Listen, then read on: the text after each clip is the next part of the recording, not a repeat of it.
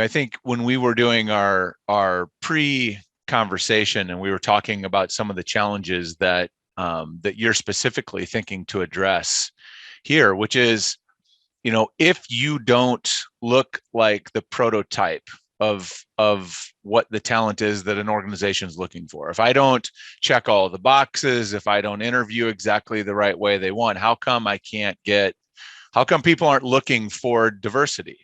And the problem is that recruiting, and I spent the first part of my decade was spent in recruiting, first as an external recruiter, a headhunter, and then I came in and I ran high volume recruiting teams for corporations. And the reality is that the recruiting system operates in much the same way. It's measured on throughput. And so recruiters are generally measured based on how fast can I fill a job? Like, how quickly can I get this job filled with someone? And the mark of success for me in most cases isn't diversity. It isn't anything like that. It is, can I get that hiring manager, the person that has to say yes to fill that job? Can I get them to say yes to this person? If they hire this person, that's success for me. Well, so what I do as a recruiter, most recruiters are carrying, I would say, 2 to 3 times the workload they should be to do a really effective job. They're overwhelmed with tools, and so they're trying to do the best job they can, but they're in a system that rewards how quickly can I get to yes with that hiring manager.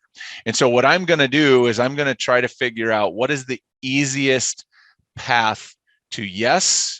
And that's going to be generally, that is not sort of trying to convince that hiring manager they should take a flyer or take a chance on somebody that's different or unique than what they want to hire. It's usually like, what have they hired in the past? Well, they like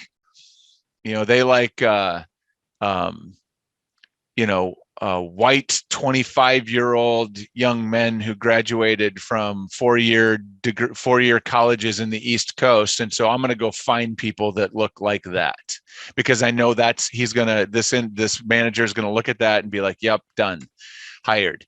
And so the challenge is you've got recruiters are just trying to survive, and they're looking for the easiest path. And if we want to create more diverse organizations, again, it's just like management, we have to change the outcome. Like, the recruiter and the manager need to be held accountable to the diversity of their teams. But again, this is connected back to the management philosophy, is that management traditionally and historically was designed around like removing friction from the system. I want to create a system that, where all the machines work very smoothly. And the thing about diversity, regardless of the kind of diversity, when you put diversity in a team, diversity by nature creates conflict. Not in a bad way, but it's difference. And different, your style and my style are different. If we communicate differently, that creates conflict. It doesn't have to be negative conflict. In fact, it's that conflict exactly that creates sparks of creativity and innovation and insight. But we have to embrace it, we have to create it, and then we have to put systems around how to work with that conflict. So